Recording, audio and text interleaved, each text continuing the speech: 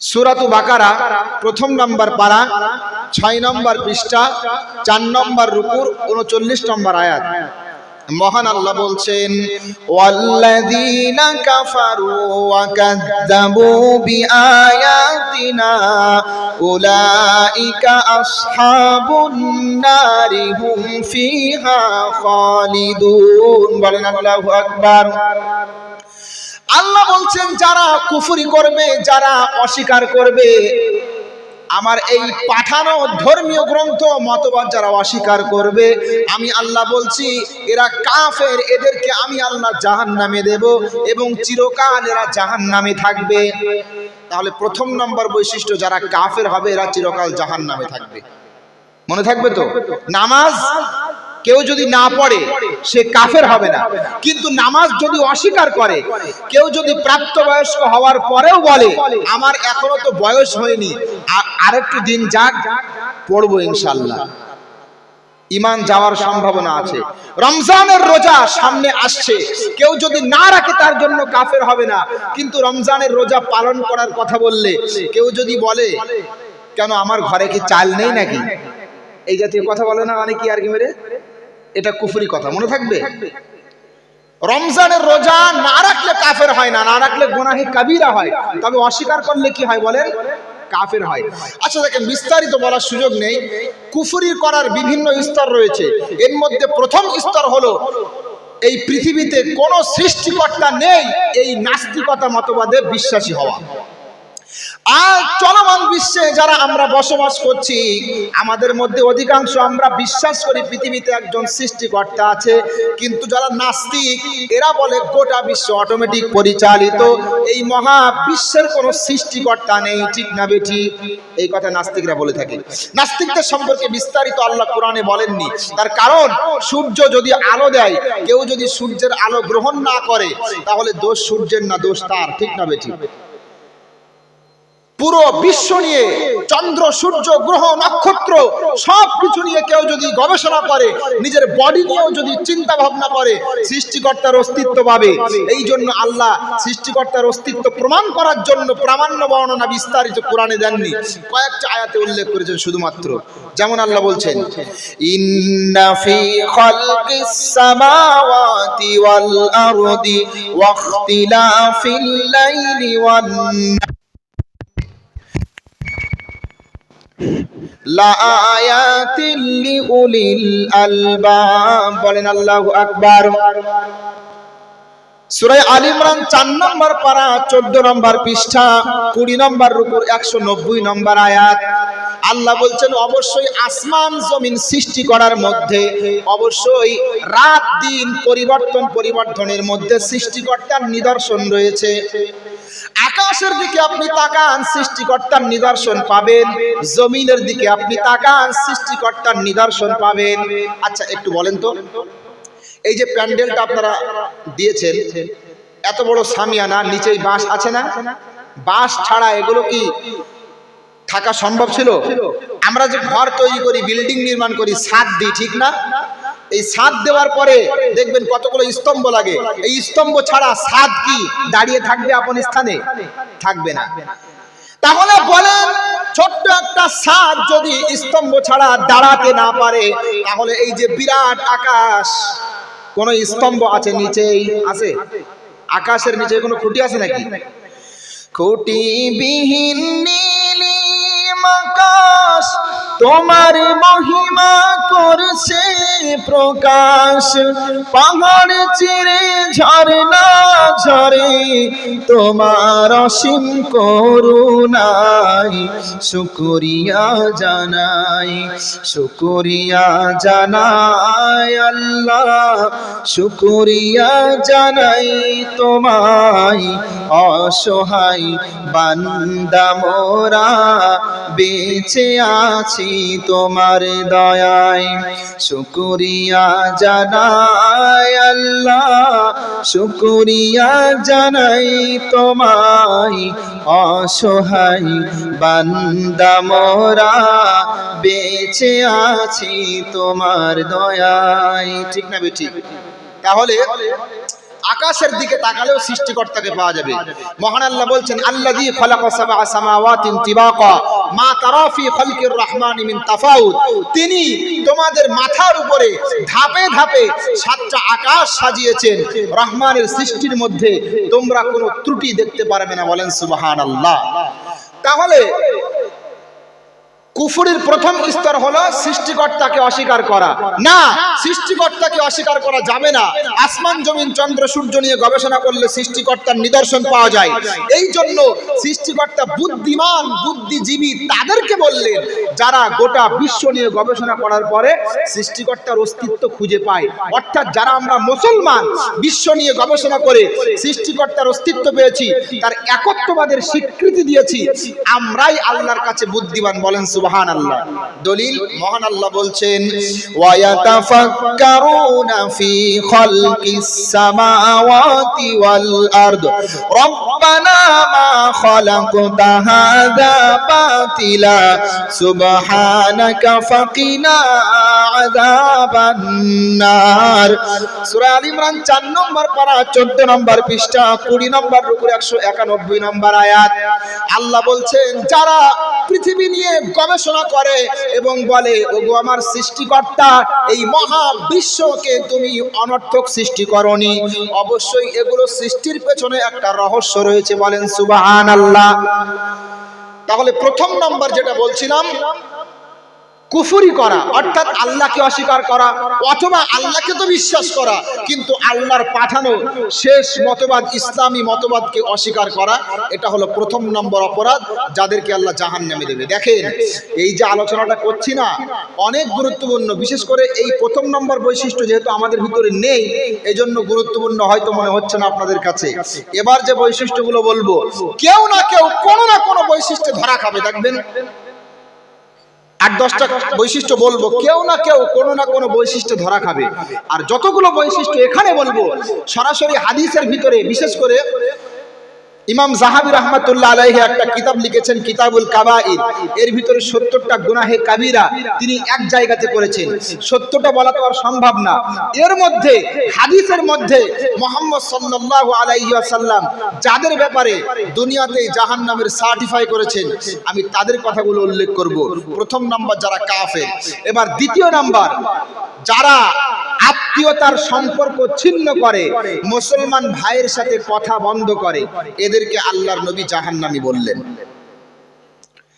যারা আত্মীয়তার বন্ধন ছিন্ন করে, আপন আত্মীয় রক্তের সম্পর্কের আত্মীয়র সাথে কথা বন্ধ করে, এদের জন্য আল্লাহর রাসূল জাহান্নামের হুমকি দিয়েছেন। দলিল মুসলিম শরীফ 2 নম্বর খণ্ড, কিতাবুল বিররি ওয়াস সিলাতি ওয়াল আদাব, হাদিস নম্বর 6414 নম্বর হাদিস। عن عبد الله بن جبير بن مطعم عن أبيه عن النبي صلى الله عليه وسلم قال لا يدخل الجنة قاطع قال سفيان يعني قاطع رحم। হযরত মুহাম্মদ সাল্লাল্লাহু আলাইহি ওয়াসাল্লাম তিনি বলছেন, যেই ব্যক্তি আত্মীয়তার সম্পর্ক ছিন্ন করে, যেই ব্যক্তি রক্তের সম্পর্কের আত্মীয়তার সম্পর্ক ছিন্ন করে, ওই ব্যক্তি জান্নাতে প্রবেশ করবে না। আচ্ছা বলেন তো, আমাদের সমাজে কি এমন বান্দা নেই যারা রক্তের সম্পর্কের আত্মীয়তার সম্পর্ক ছিন্ন করেছে, আপন মুসলমান ভাইয়ের সাথে কথা বন্ধ করেছে? আছে না নেই বলেন? আমার এই আলোচনা আপনারাও শুনছেন, পাশে মা বোনদের প্যান্ডেল আছে, ঠিক না বেঠিক?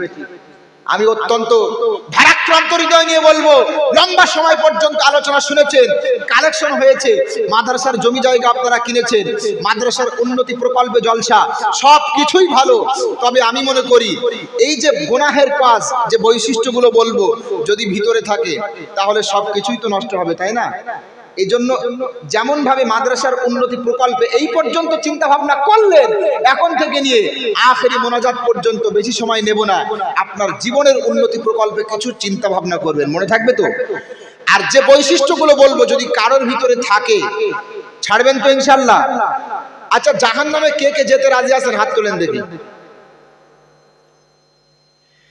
জাহান্নামের আগুন মাবুদ সইতে পারবো না, দুনিয়াতে নৌকা দাইয়া আখিরাতে কাদাইও না, দুনিয়াতে নৌকা দাইয়া আখিরাতে কাদাইও না। ঠিক না বেঠিক? জাহান্নামের আগুন আল্লাহ আমাদের থেকে বাঁচিয়ে নিন, বলেন আমিন। তো যে কথা বলছিলাম, দ্বিতীয় নম্বর গুনাহ আত্মীয়তার সম্পর্ক ছিন্ন করা। এ সম্পর্কে হাদিসে স্পষ্ট উল্লেখ, যারা আত্মীয়তার সম্পর্ক ছিন্ন করে এরা জাহান্নামী। এবার আল্লাহ কি বলছে শুনুন।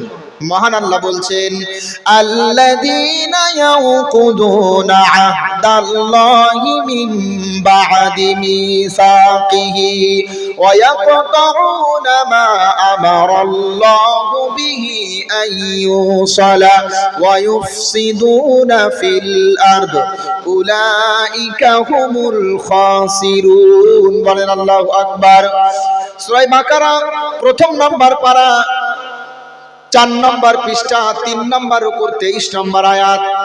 আল্লাহ বলছেন, যারা আল্লাহর দেয়া প্রতিশ্রুত ওয়াদা ভঙ্গ করে এবং যারা আত্মীয়তার সম্পর্ক ছিন্ন করে, আমি আল্লাহ বলছি এরা ক্ষতিগ্রস্ত, এরা জালেম। কার কথা বলেন? আল্লাহর কথা। আচ্ছা, এবার আপনারা বলেন, আমাদের কারো ভিতরে যদি এই বৈশিষ্ট্য থাকে, আপন আত্মীয়র সাথে কথা বন্ধ করেছি, এই মাহফিল থেকে তওবা করব তো ইনশাআল্লাহ? করবো তো ইনশাআল্লাহ? আমাদের কাছে অনেকে বলে, হুজুর আমরা তো আত্মীয়তার সম্পর্ক নষ্ট করতে চাই না, কিন্তু আমাদের যারা আত্মীয় তারা আমাদের সাথে ব্যবহার ঠিক করে না, এখন আমরা কি করতে পারি? দেখেন, আপনি আপনার দিকটা ক্লিয়ার রাখেন। আপনার যখন প্রয়োজন হবে আপনি তার সাথে কথা বলেন, আপনার দরকার হলে আপনি তার শরণাপন্ন হন। এখন সে যদি আপনার সাথে কথা না বলে, সে আল্লাহর কাছে দায়ী হবে, কিন্তু আপনি আপনার দায়িত্ব এড়িয়ে যাবেন। ঠিক না বেঠিক? যেমন ভাবে আত্মীয়তার সম্পর্ক নষ্ট করা জায়েজ নেই, তেমন ভাবে কোন মুসলমান ভাইয়ের সাথে অকারণে শরীয়ত সম্মত ওজর ছাড়া 3 দিনের অধিক কথা বন্ধ রাখা জায়েজ নেই, এটাও খেয়াল রাখবেন। এবার শোনেন, তৃতীয় নম্বর গুনাহ, যে গুনাহের কারণে ব্যক্তিদেরকে আল্লাহর নবী জাহান্নামী বললেন, সেটা হলো চগলখড়ি করা। কি করা বলেন? চগলখড়ি করা, পিছনে কথা লাগালাগি করা, একের কথা অন্যের সাথে লাগিয়ে বাড়ানো। এই চগলখড়ি সমাজে আছে না নেই? এই চগলখড়দেরকে আল্লাহর রাসূল জাহান্নামী বললেন। 10টা গুনাহের কথা বলবো, দেখেন কেউ না কেউ কোনো না কোনো গুনাহে ধরা খাবে। এই জন্য বলছি, ভালো করে শোনার চেষ্টা করেন। চগলখড় জাহান্নামে যাবে। দলিল মুসলিম শরীফ 1 নম্বর খণ্ড কিতাবুল ঈমানের 191 নম্বর হাদিস। আন হুযায়ফা রাদিয়াল্লাহু তাআলা আনহু আন্নাহু বালাগাহু আন্নান নাবিয়্য সাল্লাল্লাহু আন্নার রাজুলা আনিমুল হাদিসা ফাকালা হুযায়ফা রাদিয়াল্লাহু তাআলা আনহু সামি'তুন নাবিয়্য সাল্লাল্লাহু আলাইহি ওয়াসাল্লাম লা ইয়াদখুলুল জান্নাতা নাম্মাম। হযরতে হুযায়ফা রাদিয়াল্লাহু তাআলা আনহু তিনি বসে আছেন, তার সামনে সংবাদ আসলো অমুক ব্যক্তি চগলখড়ি করে। তখন হযরতে হুযায়ফা রাদিয়াল্লাহু তাআলা আনহু তিনি বললেন, আমি আল্লাহর নবীকে বলতে শুনেছি, কেউ যদি চগলখড়ি করে, কেউ যদি চগলখড়ি করে, ওই ব্যক্তি জান্নাতে প্রবেশ করবে না। কার কথা? আচ্ছা, চগলখড় আপনাদের সমাজে আছে? যদি না থাকে তা বলবেন যে হুজুর আমাদের সমাজে এই গুনাহের কাজ নেই, আপনি এই আলোচনা বাদ দেন। আগের থেকে বলে দেবেন, কারণ আমি তো জানি না যে আপনাদের এখানে চগলখড় আছে কিনা। কথা লাগালাগি করে আছে না নেই বলেন? আছে না? চগলখড় জাহান্নামে যাবে। এরপরে 4র্থ নম্বর গুনাহ, যাদেরকে আল্লাহর নবী জাহান্নামী বললেন, সেটা হলো যারা গীবত করে। গীবত, মানুষের পিছনে এমন কথা বলা যে কথা তার সামনে বললে রাগ করবে। গীবত আছে না নেই? আছে, গীবত আছে, অবশ্যই গীবত আছে।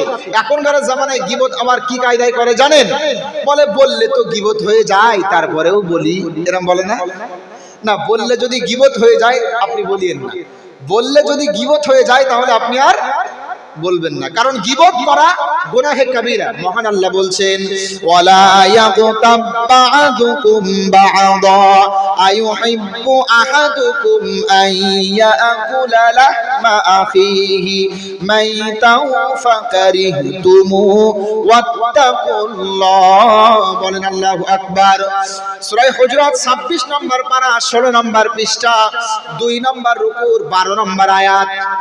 আল্লাহ বলছেন তোমরা একে অপরের পিছনে তোমরা গীবত করো না। তোমাদের মধ্যে কেউ কি চায় আপন মৃত ভাইয়ের গায়ের গোশত কেটে খাবে? কেউ কি চায়? কারোর ভাই মারা গিয়েছে, তার মৃত ভাইয়ের গায়ের গোশত কেটে খাবে কেউ কি চায়? চাই না। তাহলে আল্লাহ বলছেন জানো গীবত এমনই একটা বড় অপরাধ। আপন মৃত ভাইয়ের মাংস কেটে খাওয়া যেমন অপরাধ, গীবত করা তেমন অপরাধ। আল্লাহ আমাদেরকে গীবত থেকে বাঁচিয়ে নিক, বলেন আমিন। এই গীবত সংক্রান্ত যে আয়াতটা আল্লাহ বললেন, এর শেষে আল্লাহ বলছেন ইত্তাকিল্লাহ, আল্লাহর ভয় করো। আমি অনেক আয়াত নিয়ে ভাবি যে আল্লাহ পাক কিছু কিছু আয়াতের শেষে ইত্তাকিল্লাহ বলেছেন কেন? তো এই আয়াতের শেষে আল্লাহ বলছেন যে আমার ভয় করো, এটা কেন বললেন? আমি চিন্তা ভাবনা করে যেটা বুঝলাম, আপনি যদি আমার সামনে উপস্থিত থাকেন, আমি আপনাকে নিয়ে গীবত করব না বা আপনার বিরুদ্ধে সমালোচনা করব না, কিন্তু আপনি যদি আমার থেকে অনুপস্থিত থাকেন তখন আপনার পিছনে আমি বলবো। তার মানে আমার ভিতরে আপনার সম্মান, আপনার ব্যক্তি মর্যাদা বোধ, আপনার ভয় রয়েছে, কিন্তু আমার অন্তরে আল্লাহর ভয় নেই, বিধায় আমার দ্বারাই গীবত হচ্ছে। ঠিক না বেঠিক? এই জন্য আল্লাহ আয়াতের শেষে বলছেন ইত্তাকিল্লাহ, আল্লাহর ভয় করো। কবি কত সুন্দর কথা বলছেন, যাদের হৃদয়ে আছে আল্লাহর ভয় তারা কবু পথ ভুলে যায় না। আল্লাহর প্রেম ছাড়া এই দুনিয়ায় কারো কাছে কোনো কিছু চাই না। যাদের হৃদয়ে আছে আল্লাহর ভয় তারা কবু পথ ভুলে যায় না। আল্লাহর প্রেম ছাড়া এই দুনিয়ায় কারো কাছে কোনো কিছু চাই না। রাতের আধারে যারা সেজদাতে রয় দু চোখের অশ্রুতে নদী যেন বয়। রাতের আধারে যারা সেজদাতে রয় দু চোখের অশ্রুতে নদী যেন বয়। ছলনার হাতছানি যতই আসুক, ছলনার হাতছানি যতই আসুক, পিছনে ফিরেও তাকাই না। আল্লাহর প্রেম ছাড়া এই দুনিয়ায় কারো কাছে কোনো কিছু চাই না। আল্লাহর সাথে যদি মহব্বত হয়ে যায়, দুনিয়ায় আর কারো মহব্বত লাগবে? দরকার নেই, যদি আল্লাহর সাথে মহব্বত হয়ে যায়। তো যে কথা বলছিলাম, গীবত করা গুনাহে কাবীরা, আমাদেরকে ছাড়তে হবে। মনে থাকবে তো? এবার ৫ম নম্বর গুনাহে কাবীরা, যেটার কারণে আল্লাহ রসুল জাহান্নামী বলে উল্লেখ করলেন, সেটা হলো পাড়া প্রতিবেশীকে কষ্ট দেয়া। কথার মাধ্যমে, আচরণের মাধ্যমে, ব্যবহারের মাধ্যমে বা কাজে কর্মের মাধ্যমে পাড়া প্রতিবেশীকে কষ্ট দেয়া। আমার কোনো ব্যবহারে, আমার কথাবার্তায় যদি পাড়া প্রতিবেশী কষ্ট পায়, আল্লাহর নবী দুনিয়াতেই আমাকে জাহান্নামী বলে ঘোষণা করলেন। আচ্ছা এবার বলেন তো, আমাদের সমাজে কি এমন প্রতিবেশী নেই যারা পাড়া প্রতিবেশীকে কষ্ট দেয়? আছে না? অবশ্যই আছে। মা বোনরা দেখবেন ছোটখাটো বিষয় নিয়ে ঝাড় দেওয়ার পরে ময়লা মাটি আরেক জায়গাতে ফেলে, এই নিয়ে গন্ডগোল হয় না? কত খুঁটিনাটি বিষয় নিয়ে সমাজে গন্ডগোল হয়।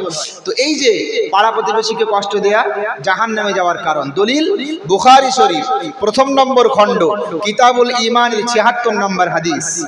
عن أبي هريرة رضي الله تعالى عنه عن النبي صلى الله عليه وسلم قال لا يدخل الجنة من لا يأمن جاره بوائقه أو كما قال عليه السلام। হযরতে আবু হুরায়রা রাদিয়াল্লাহু তাআলা আনহু থেকে বর্ণিত, আল্লাহর নবী মুহাম্মদ সাল্লাল্লাহু আলাইহি ওয়াসাল্লাম বলছেন, যার ব্যবহারে, যার কথাবার্তায় পাড়া প্রতিবেশী সন্তুষ্ট চিত্তে বসবাস করতে পারে না, যার ব্যবহারে পাড়া প্রতিবেশী সন্তুষ্ট না, ওই ব্যক্তি জাহান্নামী। এটা রাসূলের কথা। তাহলে এবার আপনারা বলেন, আমাদের যাদের ভিতরে এমন বৈশিষ্ট্য রয়েছে যে আমাদের কথায় আমার সঙ্গী সাথী আক্রমণান্বিত হয়, তারা কষ্ট পায়, পাড়া প্রতিবেশী কষ্ট পায়, আমার ব্যবহারে পাড়া প্রতিবেশী সন্তুষ্ট না, আমার পাশে যেই ব্যক্তি থাকে সেই ব্যক্তি সন্তুষ্ট না, এই কুচরিত্র আমরা পরিবর্তন করব ইনশাআল্লাহ। করব ইনশাআল্লাহ, করতে হবে। রসুল তো বললেন জাহান্নামে যাওয়ার কথা, আর আল্লাহ আমাদেরকে কয়েকটা বিষয়ের প্রতি যত্নবান হতে বলেছেন। এর ভিতরে একটা হলো পাড়া প্রতিবেশীর সাথে সৎ ব্যবহার করা। অনেক বিষয় আল্লাহ পাক যত্নবান হতে বলেছেন। মহান আল্লাহ বলছেন, ওয়া'বুদুল্লাহা ওয়া লা তুশরিকু বিহি শাইআ ওয়া বিল ওয়ালিদাইনি ইহসানা ইলা আখিরিল আয়া। আল্লাহ বলছেন তোমরা এক আল্লাহর ইবাদত করো, পিতামাতার সাথে সৎ ব্যবহার করো, পাড়া প্রতিবেশীর সাথে সৎ ব্যবহার করো, মুসাফিরের সাথে সৎ ব্যবহার করো, যারা সঙ্গী সাথী আছে তাদের সাথে সৎ ব্যবহার করো। কার কথা বলেন? আল্লাহর কথা। তাহলে আমাদেরকে এই আয়াতকে সামনে রেখে আমাদের ব্যবহার এমন হতে হবে কেউ যেন আমার ব্যবহারে কষ্ট না পায়। আমার যারা বন্ধু আছে সব সময় আমার সাথে থাকে, বা আমার সফর সঙ্গী যারা, তাদের সাথেও যদি খারাপ ব্যবহার করি এটাও আল্লাহর কাছে জবাব দেওয়ার একটা কারণ হয়ে দাঁড়াবে। আল্লাহ পাক আমাদের সবাইকে উত্তম চরিত্রান্বিত হওয়ার তৌফিক দান করুক, বলেন আমিন। এরপরে যে গুনাহের কারণে আল্লাহর নবী মুহাম্মদ সাল্লাল্লাহু আলাইহি ওয়াসাল্লাম বান্দাদেরকে জাহান্নামী বলে উল্লেখ করলেন, সেটা হলো অহংকার করা। কি করা বলেন? অহংকার করা। টাকা পয়সার অহংকার, রূপ সৌন্দর্যের অহংকার, ধন সম্পদের অহংকার, বংশীয় মর্যাদার অহংকার, জনবলের অহংকার। দেখবেন আমাদের সমাজে অনেকেই এমন আছে যাদের টাকা পয়সা অনেক বেশি আছে, এই জন্য গরিব যারা আছে তাদেরকে ছোট নজরে দেখে। ঠিক না বেঠিক? ভালো করে লক্ষ্য করেন। আপনি হয়তো বুঝতে পারছেন না যে এগুলো কত বড় অপরাধ, কিন্তু আমরা জানি এগুলো কত বড় অপরাধ। এরপরে মনে করেন যে যার একটু শক্তি সামর্থ্য বেশি, মনে করেন গোষ্ঠী অনেক বড়, যদি দুর্বল প্রকৃতির কোনো মানুষ তার উপরে ক্ষমতা প্রয়োগ করার চেষ্টা করে, ওই ব্যক্তি অহংকার বসে তাকে মেরে বসে। ঠিক না বেঠিক? আছে না? এই জাতীয় অনেক ঘটনা আছে। এ সকল অহংকারের ঠিকানা জাহান্নাম, সকল অহংকারের ঠিকানা জাহান্নাম। দলিল মুসলিম শরীফ প্রথম নম্বর খণ্ড কিতাবুল ঈমানের 166 নম্বর হাদিস। আন আব্দুল্লাহ ইবনে মাসউদ রাদিয়াল্লাহু তাআলা আনহু قال قال النبي صلى الله عليه وسلم لا يدخل الجنة من كان في قلبه مثقال ذرة من كبر। হযরত আব্দুল্লাহ বিন মাসউদ রাদিয়াল্লাহু তাআলা আনহু তিনি বলছেন, আল্লাহর নবী মুহাম্মদ সাল্লাল্লাহু আলাইহি ওয়াসাল্লাম তিনি বলেন, যার অন্তরে সরিষার দানা পরিমাণ অহংকার থাকবে ওই ব্যক্তিকে আল্লাহ জান্নাত দেবে না। তাহলে অহংকার থেকে বাঁচতে হবে। দেখেন অহংকার যে কত বড় অপরাধ আপনারা সকলেই জানেন। অহংকার যে কত বড় অপরাধ একটা দৃষ্টান্ত আপনাদের সামনে দিলেই বুঝতে পারবেন। আল্লাহ পাক আদম নবীকে সৃষ্টি করার পরে ফারিস্তা কুলকে বলেছিলেন আদমকে সাজদা করো, ফাসাজাদাল মালাইকাতু কুল্লুহুম আজমাউন। সমস্ত ফারিস্তারা সাজদা করলো, ইবলিস সাজদা করলো না। ঠিক না বেঠিক?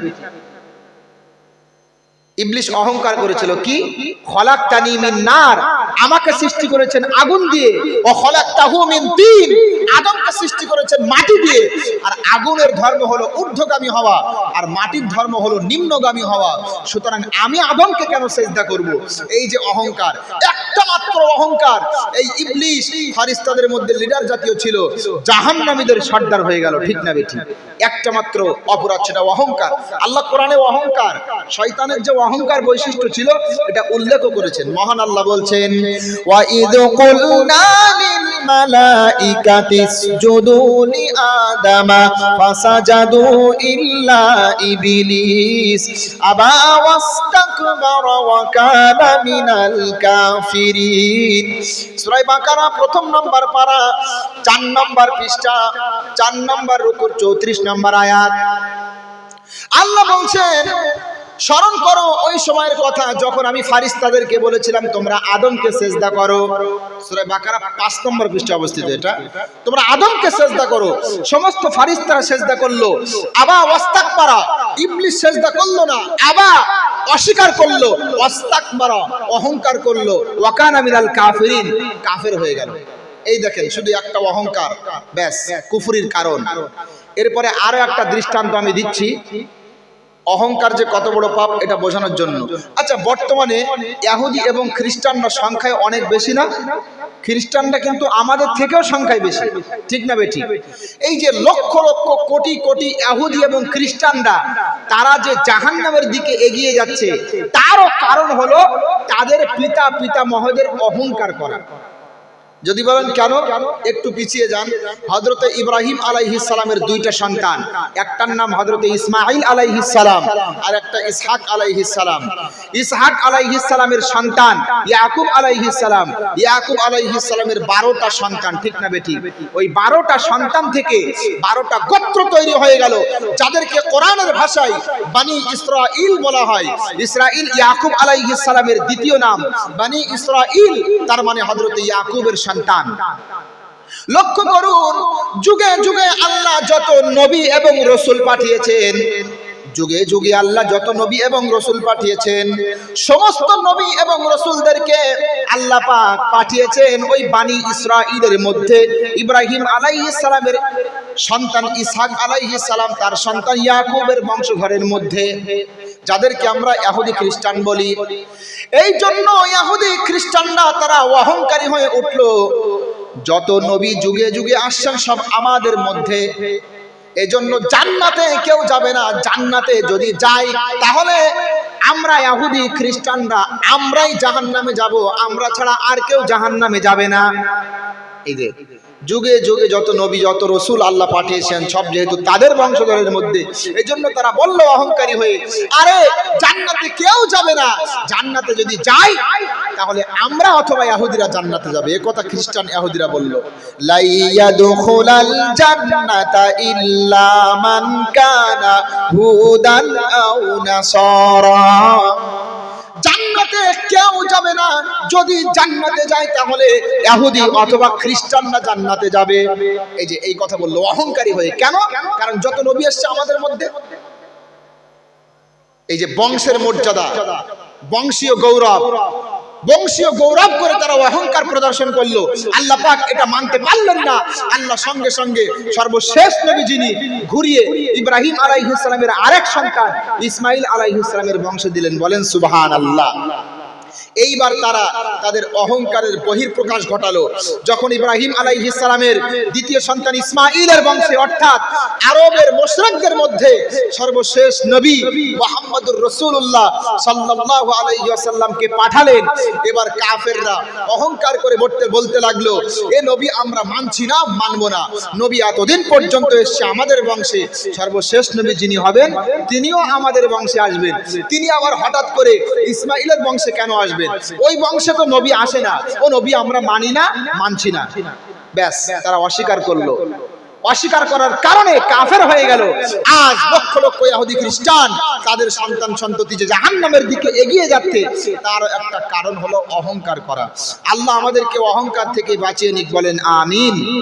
এরপরের অপরাধ, যে অপরাধের কারণে বান্দাদেরকে জাহান্নামী বলা হয়েছে, একটা হাদিসের মধ্যে 3টে অপরাধ।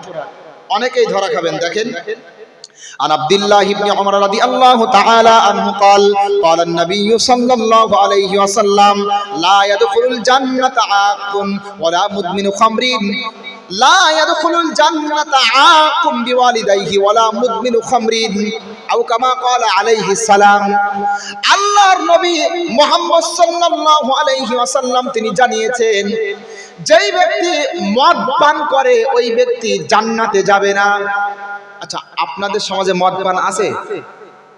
মদ খায় এদিকে কেউ মদ পান করে? মোটামুটি নাকি? বেশি না? মোটামুটি, বেশি না। যাই হোক, মদ পান করবেন না। আপনাদের সমাজে কেউ যদি মদখোর থাকে তাকে একটু বোঝাবেন যে একটু শয়তান থেকে দূরে থাকার চেষ্টা কর, নাফসকে একটু নিয়ন্ত্রিত কর, একটু নিয়ন্ত্রণ কর, মদ পান করিস না। আল্লাহ পাক জান্নাতের ভিতরে মদের থেকে উৎকৃষ্ট শরাব, মদের থেকে উৎকৃষ্ট পানীয় দ্রব্য পান করাবেন। বলেন সুবহানাল্লাহ। আর কেউ যদি মদ পান করে দুনিয়াতে, তাহলে ওই ব্যক্তি জান্নাতে যাবে না, এটা রাসূলের কথা। আর আল্লাহ পাক মদের ব্যাপারে কোরআনুল কারীমের ভিতরে সুস্পষ্ট নির্দেশনা দিয়েছেন যে মদ হারাম। মহান আল্লাহ বলছেন, ইন্নামাল খামরু ওয়াল মাইসিরু ওয়াল আনসাবু ওয়াল আজলামু রিজসুম মিন আমালিশ শাইতান ফাজতানিবু। আল্লাহ বলছেন তোমাদের জন্য মদ পান হারাম করা হলো। কি হারাম করা হলো বলেন? মদ পান। এবার দ্বিতীয়, তোমাদের জন্য লটারি হারাম করা হলো। লটারি কাটে কেউ? কাটে লটারি? মদ পান হারাম করা হয়েছে, লটারি কাটাও নিষিদ্ধ। দুঃখের কথা কি বলবো, আমাদের মধ্যে অনেক মুসলমান এই অনৈসলামিক প্রলোভনে আসক্তি হয়ে তারা লটারি কাটে। লটারি কাটার মাধ্যমে সংসারটা ধ্বংস করে, ঠিক না বেঠিক? মনে করেন কখনো কখনো ভাগ্যের চক্করে 1 লক্ষ টাকা বেঁধে গেল, 2 লক্ষ টাকা বেঁধে গেল, এরপরে সে নেশায় পড়ে লটারি কাটতে কাটতে কাটতে কাটতে 10 লক্ষ টাকা চলে গেল, ভিটা বাড়ি পর্যন্ত বিক্রি করে দিল। এই রকম দৃষ্টান্ত আমরা দেখেছি, ঠিক না বেঠিক বলেন? স্ত্রী পর্যন্ত ব্যাস সেই স্বামীর কাছে আর থাকে না, স্বামী লটারি কাটে, লটারির মাধ্যমে সংসারটা ধ্বংস করেছে। এখন স্ত্রীর গালে ভাত উঠিয়ে দেওয়ার মতো ক্ষমতা আর নেই। বিশ্বাস করেন এই রকম ঘটনা আমরা দেখেছি বলে বলছি। এই লটারি কাটবেন না। বিশ্বাস করেন আল্লাহ পাক আপনার রুজিতে যেগুলো রেখেছে সেগুলো আপনি ঠিকই পেয়ে যাবেন। আপনার ভাগ্যে যতটুকু রুজি আছে আপনি ঠিকই পাবেন, হয় বৈধ পন্থায় পাবেন অথবা অবৈধ পন্থায়। আমরা বৈধ পন্থায় পেতে চাই নাকি অবৈধ পন্থায় বলেন? বৈধ পন্থায় পেতে চাই, কারণ মহান আল্লাহ বলছেন, ইয়া আইয়ুহাল্লাযীনা আমানু কুলু মিন তাইয়্যিবাতি মা রাযাকনাকুম ওয়াশকুরু লিল্লাহি ইন কুনতুম ইয়্যাহু তা'বুদুন। আল্লাহ বলছেন, ওহে যারা ঈমানের দাবি করো, তোমরা আমার দেয়া পবিত্র রিজিক হতে তোমরা ভক্ষণ করো, তোমরা হারাম পন্থা অবৈধ পন্থা অবলম্বন করো না, যদি তোমরা আমার প্রকৃত বান্দা হয়ে থাকো। কার কথা? আরে যারা হারাম পন্থা অবলম্বন করে তারা কি মনে করে যে আল্লাহ পাক তার রিজিকের দায়িত্ব নেননি? আপনি যদি মনে করেন আল্লাহ পাক আমার রিজিকের দায়িত্ব নেননি, আল্লাহ পাক আমাকে বৈধ পন্থায় দিতে পারবে না, আমাকে অবৈধ পন্থা অবলম্বন করতে হবে, তাহলে আপনি শুনেন আল্লাহ কি বলছেন, ওমা মিন দাব্বাতিন ফিল আরদি ইল্লা আলাল্লাহি রিজকুহা। বলেন আল্লাহু আকবার। সূরা হুদ 12 নম্বর পারা, 1 নম্বর পৃষ্ঠা, 1 নম্বর রুকুর 6 নম্বর আয়াত। আল্লাহ বলছেন এই জমিনে এমন কোন বিচরণশীল প্রাণী নেই, এমন কোন সৃষ্টি নেই যার রিজিকের দায়িত্ব আমি আল্লাহ নেইনি। বলেন সুবহানাল্লাহ। আরে সবাই বলেন সুবহানাল্লাহ। রিজিকের দায়িত্ব আল্লাহ পাক নিয়েছেন। আমাদের পশ্চিমবঙ্গের জমিনে একটা কুপ্রথা আমি আপনাদেরকে জানিয়ে যাই, ভালো করে শুনে রাখুন। আমাদের পশ্চিমবঙ্গের জমিনে বক্তারা যখন কোনো একটা অবিশ্বাস্য বা আশ্চর্যান্বিত কোনো একটা বিষয় বলার পরে বলে সবাই বলেন সুবহানাল্লাহ, তখন সবাই বলবে সুবহানাল্লাহ। আরো জোরে বলেন সুবহানাল্লাহ, সবাই বলবে সুবহানাল্লাহ। আর যদি বক্তা না বলে, যতই বিস্ময়কর বিষয় বলুক না কেন, শ্রোতারা একবারের জন্য সুবহানাল্লাহ বলবে না। এটা কিন্তু একটা ভুল পদ্ধতি। সঠিক পদ্ধতি হলো আপনি আশ্চর্যান্বিত, আপনি হতভম্ব করে দেয় আপনার হৃদয়কে এমন কোন একটা বিষয় যখন শুনবেন, আপনি আল্লাহু আকবার সুবহানাল্লাহ বলবেন। এটা নিজের থেকে বক্তা বলবে যে সবাই বলেন সুবহানাল্লাহ, তাই বলবেন সুবহানাল্লাহ, এমনটি করা ঠিক নাই। বাংলাদেশের জমিনে এগুলো হয় না। বাংলাদেশের জমিনে আমি বেশ কিছু মাহফিল করেছি, আগামীতেও করার জন্য যাব এবং দীর্ঘ সময় সেখানে আমি কাটিয়েছি। দুঃখের কথা কি বলবো, ওখানে আনন্দের বিষয় হলো যে ওখানে কোন একটা বিষয় আলোচনা করলে আমাদেরকে বলতে হয় না যে আপনারা বলেন, সবাই বলে সুবহানাল্লাহ, আলহামদুলিল্লাহ, লিল্লাহি তাকবীর, এই জাতীয় দেখবেন। দেখেন না ইউটিউব? আপনারা দেখেন না? এই জন্য তো ওই সাইটে আলোচনা করতে ভালো লাগে। আর এই সাইটে আসলে কি জানেন, বক্তারা তো হাদিস কোরআন খুঁজে পায় না। রাগ করবেন না, একটা বক্তা উঠলো 2 ঘন্টা কানে হাত দিয়ে বাপ দাদার কাহিনী কিসসা কাহিনী বলে সময়গুলো ধ্বংস করলো। আর শ্রোতারা বক্তার মতো যখন কানে হাত দিয়ে আমার বাপ এই করেছিল, আমার দাদা অমুক আল্লাহর ওলি এই ছিল, যখন বাপ দাদার কিসসা কাহিনী শুরু করে, কোন 7 তলা জাহাজ ডুবে গিয়েছিল, বাদামের খোলা দিয়ে কবরের আযাব থেকে বেঁচেছিল, এই সমস্ত কাহিনী যখন শুরু করে কানে হাত দিয়ে, আর শ্রোতারা এখানে বসে বসে যে যা পারে বাদাম মুরব্বা হালুয়া কিসমিস যে যা পারে খায়। বক্তার সাথে শ্রোতার কোনো সম্পর্ক নেই, ঠিক না বেঠিক? কথা কি ভুল বলছি নাকি আমি?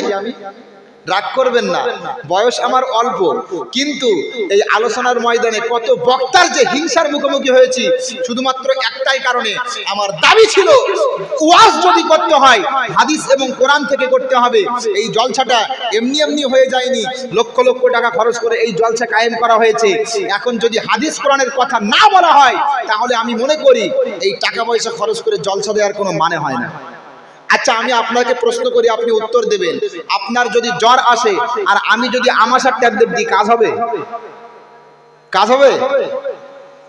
আমি যদি আপনি যদি জ্বরে আক্রান্ত হন আর আমি যদি আমাশার ট্যাবলেট দিই, কোনো কাজ হবে না। বুঝতে হবে কোরআনুল কারীম কেন অবতীর্ণ হয়েছিল। যেই সময় দুনিয়াতে সুদ, ঘুষ, জিনা, ব্যভিচার, মারামারি, কাটাকাটি, যেই সময় দুনিয়াতে অন্ধকার বিরাজ করছিল, এই অন্ধকার উঠিয়ে আলো প্রতিষ্ঠার জন্য আল্লাহ কোরআনুল কারীম পাঠিয়েছিলেন।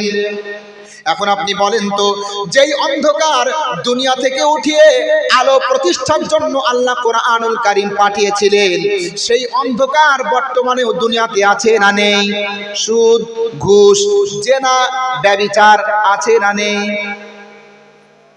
অশ্লীলতা, বেহায়াপনা ছড়াছড়ি, আরো বেশি ছড়াছড়ি। তাহলে রাসূল মুহাম্মদ সাল্লাল্লাহু আলাইহি ওয়াসাল্লামের যুগে অন্ধকার উঠিয়ে আলো প্রতিষ্ঠার জন্য যেমন কোরআনুল কারীমের আলোচনা দরকার ছিল, বর্তমান সময়েও অন্ধকার উঠিয়ে আলো প্রতিষ্ঠার জন্য কোরআনুল কারীমের আলোচনা দরকার আছে না নেই?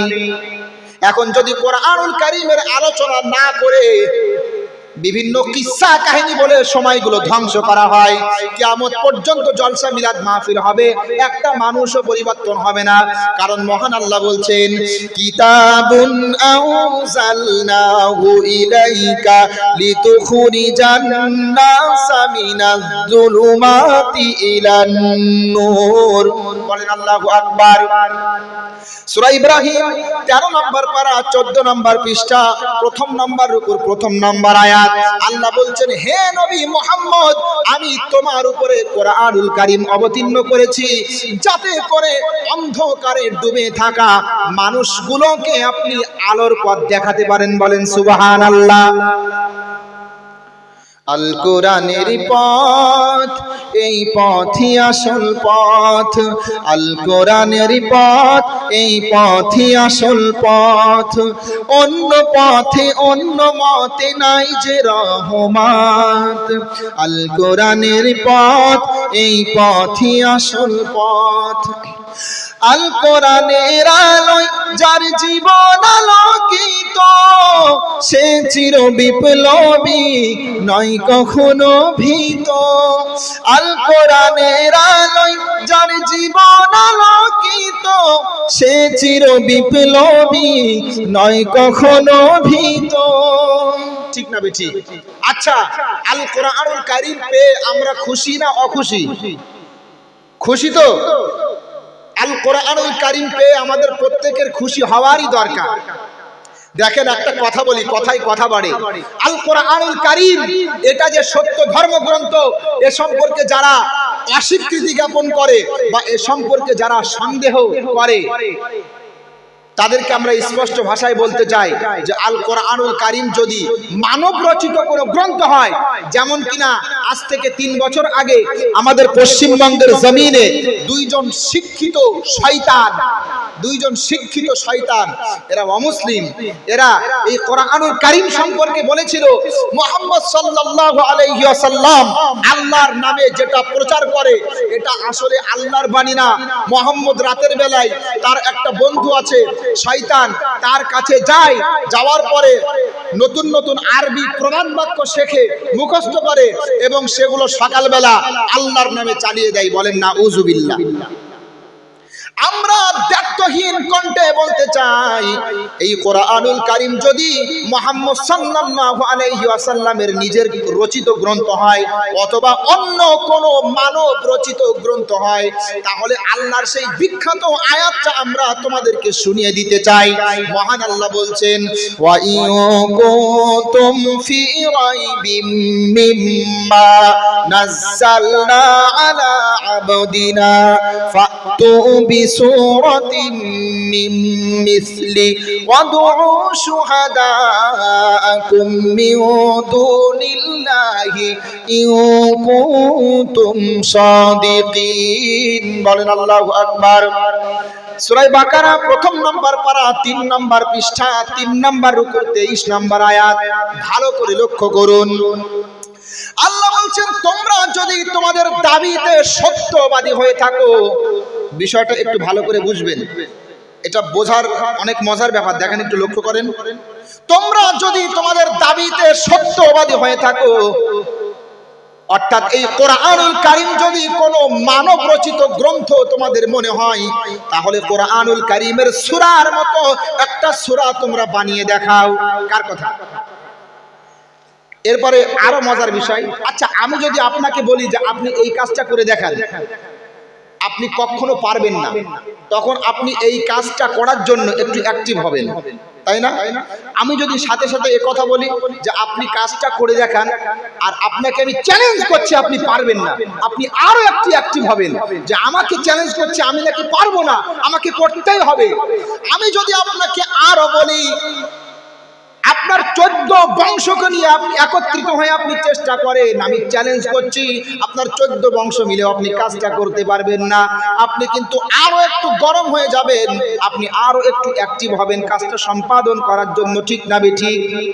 আমি যদি বলি তুমি কখনোই পারবে না, কখনোই পারবে না, তোমার যত সঙ্গী সাথী আছে সবাইকে একত্রিত করে কাজটা করো, এইভাবে যদি একটার পর একটা চ্যালেঞ্জ করি, আপনি কিন্তু আরো অ্যাক্টিভ হবেন কাজটা করার জন্য।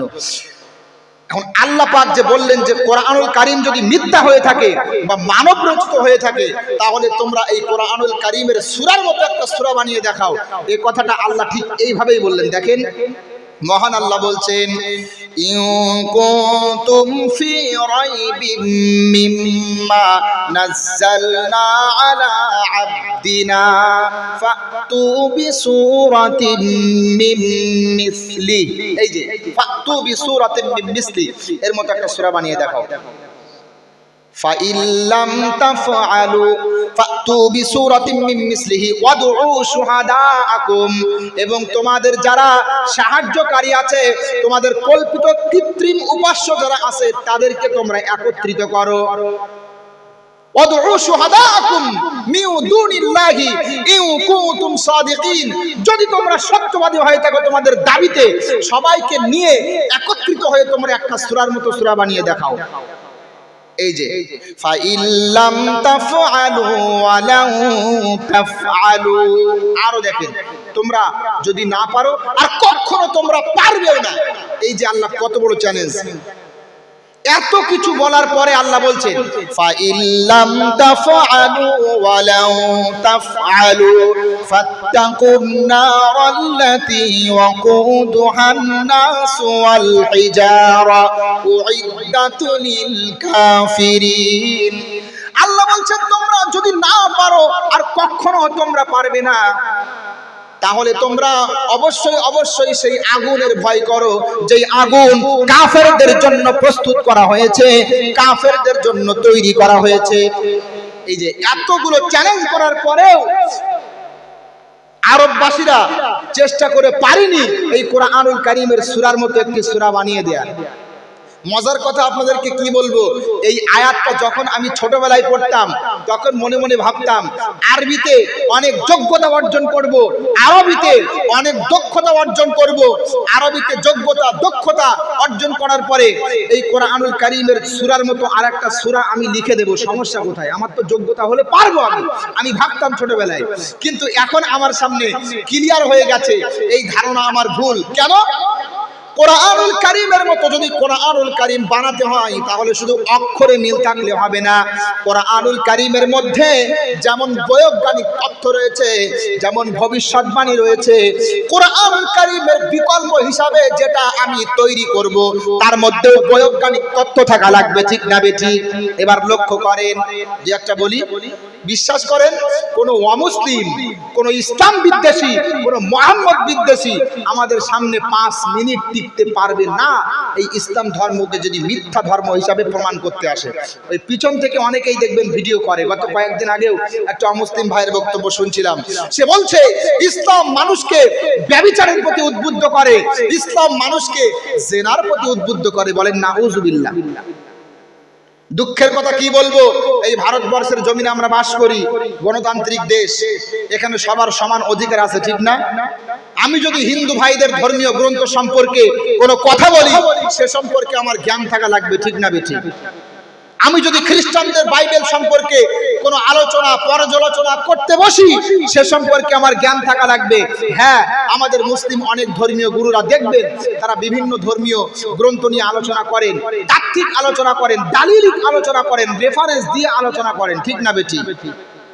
আপনারাও যদি কোরআনুল কারীম সম্পর্কে কোনো মতবাদ করতে চান, কোনো মতামত প্রকাশ করতে চান, তাহলে অবশ্যই অবশ্যই কোরআনুল কারীম যেন আপনার কথার সাথে মিল থাকার আগে, বা আপনি কোরআনের নামে যেটা চালিয়ে দিচ্ছেন সেটা যেন কোরআনুল কারীমের মধ্যে থাকে, ঠিক না বেটি? আর যদি না থাকে তাহলে আপনি জালেম। এই ভারতবর্ষে আপনার এই জাতীয় ধর্মীয় উস্কানিমূলক কথাবার্তা বলে এই সাম্প্রদায়িক দাঙ্গা লাগানোর কোনো মানে হয় না। আপনি বলছেন কোরআনুল কারীম ব্যভিচারের প্রতি উদ্বুদ্ধ করে, আর আমি আপনাকে শোনাচ্ছি আল্লাহ কি বলছেন। মহান আল্লাহ বলছেন, ওয়ালা তাকরাবুজ জিনা ইন্নাহু কানা ফাহিশাতাও ওয়া সাআ সাবিলা। সূরা বনী ইসরাঈল 15 নম্বর পারা 4 নম্বর পৃষ্ঠা 4 নম্বর রুকুর 37 নম্বর আয়াত। আল্লাহ বলছেন তোমরা ব্যভিচারের ধারে কাছে যেও না, অবশ্যই এটা অশ্লীল কাজ, অবশ্যই এটা বেহায়াপনা কাজ। 32 নম্বর আয়াত। অবশ্যই এটা অশ্লীল কাজ, অবশ্যই এটা গর্হিত অপরাধ। আচ্ছা বলেন তো, তারা বললো কোরআনুল কারীম নাকি জেনা করতে উদ্বুদ্ধ করে, আর কোরআন বলছে ব্যভিচার করো না। এবার বলেন তো তারা মিথ্যুক প্রমাণিত হলো না? অবশ্যই প্রমাণিত হলো। আমরা যে মিথ্যুক না, কোরআনুল কারীম যে সত্য ধর্মগ্রন্থ, এর অসংখ্য দলিল দেওয়া যাবে, বলার সুযোগ নেই, রাত যেহেতু অনেক হয়েছে। দুই একটা আমি উদাহরণ দিয়ে যাই যাতে করে ঈমানটা মজবুত হয়। লক্ষ্য করেন, এবার বিজ্ঞানীরা 1927 সনে, কেউ বলছে 1929 সনে, মতান্তরে একটা মতবাদ তারা আবিষ্কার করে, বিগ ব্যাং থিওরি। তারা বলে এই গোটা বিশ্ব প্রাথমিক পর্যায়ে স্তূপ আকারে পুঞ্জীভূত ছিল, চন্দ্র, সূর্য, গ্রহ, নক্ষত্র একত্রিত অবস্থায় ছিল, মিলিত অবস্থায় ছিল, একটা মহা বিস্ফোরণ ঘটে, তারপরে একটার থেকে আরেকটা সম্প্রসারিত হয়, দুনিয়া তৈরি হয়ে যায়, পৃথিবী, চন্দ্র, গ্রহ, নক্ষত্র তৈরি হয়। এই মতবাদ তারা 1927 সাল 1929 সনের দিকে দিয়েছে। এখনো 100 বছর হয়েছে? 100 বছর হয়েছে? এখনো হয়নি। আচ্ছা বলেন তো, এই বিগ ব্যাং থিওরি সম্পর্কে এই 1927 মতান্তরে 1929 সনের আগে এই বিশ্ববাসী জানতো? তাহলে বিগ ব্যাং থিওরি, যেটা বিজ্ঞান মাত্র কয়েক বছর আগে দিল, এখনো 100 বছর পূর্তি হয়নি। এখন এই থিওরি যদি কোরআনুল কারীম থেকে আমি দেখিয়ে দিতে পারি, তাহলে কোরআনুল কারীম যে অলৌকিক গ্রন্থ এ বিষয়ে আমাদের কোনো সন্দেহ থাকবে? মহান আল্লাহ বলছেন, আওয়ালাম ইয়ারাল্লাযীনা কাফারু আন্নাস সামাওয়াতি ওয়াল আরদি কানাতা রাতকাও ফাফাতাকনাহুমা। সূরা আম্বিয়া 17 নম্বর পারা 3 নম্বর পৃষ্ঠা 3 নম্বর রুকুর 30 নম্বর আয়াত। আল্লাহ বলছেন কাফেররা কি তাকিয়ে দেখে না এই আসমান জমিন চন্দ্র সূর্য মিলিত অবস্থায় ছিল, আমি আল্লাহ এগুলো পৃথক করেছি। বলেন সুবহানাল্লাহ। এই আয়াতের ব্যাখ্যায় তাফসিরে জালালাইন দেখবেন, ওখানে স্পষ্ট উল্লেখ করা আছে আই কানাতা শাইআন ওয়াহিদান ফাজআলনাহুমা তাবাকাতিন শাত্তা, অর্থাৎ এগুলো মিলিত অবস্থায় ছিল, আমি আল্লাহ এগুলোকে পৃথক করেছি। বলেন সুবহানাল্লাহ। আমি চ্যালেঞ্জ করে বলতে চাই গোটা বিশ্বের অমুসলিমদেরকে, কোরআনুল কারীম যদি মানব রচিত গ্রন্থ হয়, তোমরা ভিডিও বানিয়ে আমাদের সামনে প্রকাশ করো এই বিগ ব্যাং থিওরি কোরআনুল কারীমের ভিতরে কিভাবে আসবে। এরপরে আরো লক্ষ্য করেন, বিজ্ঞানীরা প্রথম বলতো মৌমাছি ফুলে গিয়ে রস শোষণ করে, ফুলের মধ্য থেকে রস শোষণ করার পরে চাকে গিয়ে স্টক করে, এরপরে চাকের মধ্যে মধু তৈরি হয়, বিজ্ঞানীরা প্রথমে বলতো। এখন কি বলে জানেন, যে এটা আমাদের ভুল গবেষণা। বলে যে মৌমাছি ফুল থেকে রস সংগ্রহ করে চাকে গিয়ে স্টক করে, চাকের মধ্যে মধু তৈরি হয়। বিষয়টা এমন না, ওরা ফুলের রস শোষণ করে পেটের মধ্যে খেয়ে ফেলে, আর পেটের মধ্যে তাদের এক্সট্রা একটা পাকস্থলী আছে যার মধ্যে মধু তৈরি হয়। সুতরাং পেটের মধ্যে মধু তৈরি হয়, মধু তৈরি করার পরে এরপরে চাকে স্টক করে, এটা পরবর্তীতে বিজ্ঞানীরা বলছে। আচ্ছা এখন বলেন, আমি যদি কোরআনুল কারীম আজ থেকে ১৫০০ বছর আগে অবতীর্ণ হয়েছিল মরুভূমির এক নবীর প্রতি, মুহাম্মদ সাল্লাল্লাহু আলাইহি সাল্লামের প্রতি, ওই কোরআনুল কারীমের ভিতরে যদি কথা লেখা থাকে যে মৌমাছির পেটের ভিতরে মধু তৈরি হয়, তাহলে বিশ্বের কোনো অমুসলিম কি বলতে পারবে যে কোরআনুল কারীম মানুষের লেখা গ্রন্থ? যদি বলে তাহলে ভুল হবে। তাহলে দেখেন আল্লাহ কি বলছে এবার, ইয়াখরুজু মিন বুতুনিহা শারাবুম মুখতালিফুন আলওয়ানুহু ফীহি শিফাউল লিন-নাস। আল্লাহ বলছেন মৌমাছির পেট থেকে মধু বাহির হয়। কোত্থেকে বলেন? মৌমাছির পেট থেকে মধু বাহির হয় বিভিন্ন বর্ণের। এর জন্য মানুষের মধ্যে, এই মধুর মধ্যে মানুষের জন্য রোগ প্রতিকার রয়েছে, ঔষধ রয়েছে। বলেন সুবহানাল্লাহ। এরপরে আরো একটা মজার কথা বলি, আপনারা সকলেই জানেন, পুরাতন বিজ্ঞানের যে বইগুলো আছে সেখানেও আপনারা পাবেন। বিজ্ঞানীরা বলেছিল যে পৃথিবী ঘোরে, সূর্য স্থির। বলেনি? পৃথিবী ঘোরে, সূর্য স্থির। সূর্য স্থির, পৃথিবী সূর্যের চতুষ্পার্শ্বে প্রদক্ষিণ করে, ঘোরে, ঘূর্ণয়মান অবস্থায় আছে। এ কথা বিজ্ঞানীরা বলেছিল। কিন্তু বর্তমানে আধুনিক বিজ্ঞান বলছে যে না, পৃথিবীও যেমন ঘোরে সূর্যও তেমন ঘোরে। বলেন সুবহানাল্লাহ। বর্তমান আধুনিক বিজ্ঞান বলছে, এই যে বিজ্ঞানের যে কথা যে পৃথিবী স্থির সূর্য ঘোরে, সূর্য স্থির পৃথিবী ঘোরে, এ কথা কিন্তু আজ থেকে 10 বছর আগেও আমরা শুনেছি, শুনিনি? শুনেছি। কিন্তু এখন বলছে না, পৃথিবীও যেমন ঘোরে সূর্যও তেমন ঘোরে। আচ্ছা আমি যদি কোরআনুল কারীম থেকে দেখিয়ে দিতে পারি, আচ্ছা পৃথিবী ঘুরুক চাই না ঘুরুক এটা আমাদের বিষয় না, আমাদের বিষয় হলো সূর্য তারা বলতো স্থির, এখন বলছে ঘোরে। আচ্ছা আমি যদি কোরআনুল কারীম থেকে দেখিয়ে দিতে পারি যে সূর্য ঘোরে, এরপরেও তারা কি বলবে যে কোরআন মিথ্যা? মহান আল্লাহ বলছেন, ওয়া হুয়াল্লাযী খালাকাল লাইলা ওয়ান নাহারা والشمس والقمر كل في فلك يسبحون। সূরা আম্বিয়া 17 নম্বর পারা 3 নম্বর পৃষ্ঠা 3 নম্বর উপর 31 নম্বর আয়াত। আল্লাহ বলছেন, আল্লাহ সৃষ্টি করেছে চন্দ্র, আল্লাহ সৃষ্টি করেছে সূর্য, আল্লাহ সৃষ্টি করেছে রাত দিন, এগুলো আপন আপন কক্ষপথে বিচরণশীল। বলেন সুবহানাল্লাহ। এই যে সূর্যের মধ্যে নেই, সূর্য নেই। আমাদের অমুসলিম ভাইরা এই সমস্ত চ্যালেঞ্জগুলোর মোকাবেলা করে না। এরা শুধুমাত্র ইসলামে নারীদের অধিকার আছে কি নেই এই নিয়ে কথা বলে। ইসলাম মেয়েদেরকে একটা বিবাহ করার অনুমতি দেয়, ছেলেদেরকে 4টা বিবাহের অনুমতি দেয়। ইসলাম বলে পিতার মৃত্যুর পরে সন্তান, ছেলে সন্তান পাবে 2 ভাগ আর মেয়ে সন্তান পাবে 1 ভাগ। এইগুলো নিয়ে আপত্তি করে। এই আপত্তি সমূহের দাঁত ভাঙা জবাব আমাদের কাছে আছে, সময় থাকলে কখনো বলবো। এই পাশে এক জায়গাতে এসেছিলাম, ওখানে আমার বিষয় ছিল ইসলামের সার্বিক অধিকার নিয়ে, ও সেখানে বলেছিলাম এই বিষয়টা। ইনশাআল্লাহ আমাদের সামনে এসে তারা 5 মিনিট টিকতে পারবে না। ইসলামে অধিকার আছে কিনা তাদের চোখে আঙুল দিয়ে মিলিয়ে দেখাবো কোরআন এবং হাদিস থেকে, যাই হোক ওটা আলাদা বিষয়। তো যে কথা বলছিলাম, কোরআনুল কারীম যে সত্য ধর্মগ্রন্থ, আমাদের বিশ্বাস আছে? বিশ্বাস আছে তো? অবশ্যই বিশ্বাস করতে হবে। এবার লক্ষ্য করেন, যে অপরাধের কারণে জাহান্নামে যাওয়ার কথা আল্লাহর রাসূল বললেন, সেটা হলো যারা পিতামাতার অবাধ্য সন্তান। যে সন্তান পিতামাতাকে কষ্ট দেয়, সে সন্তানকে আল্লাহর রাসূল জাহান্নামী বললেন। একটু দরুদ শরীফ, আল্লাহুম্মা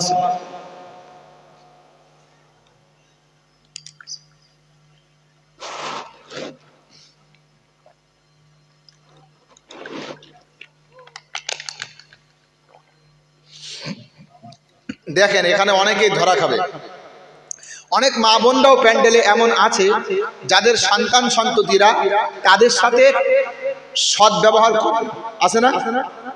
আছে। কিন্তু আমি সবাইকে বলবো, আপনাদের সমাজে এই অপরাধ যদি থাকে, যদি দেখেন যে এই সন্তানটা তার পিতা মাতাকে কষ্ট দেয়, সবাই মিলে বাধা দিবেন। কারণ কি জানেন, হাদিসে এসেছে কিছু কিছু পাপ আছে যেই সমস্ত পাপের শাস্তি দুনিয়াতে আল্লাহ নগদ দিয়ে থাকে। এর মধ্যে একটা হলো পিতামাতার সাথে অভদ্র আচরণ। আপনাদের সমাজে কেউ যদি পিতামাতার সাথে অভদ্র আচরণ করে, বাধা দিবেন।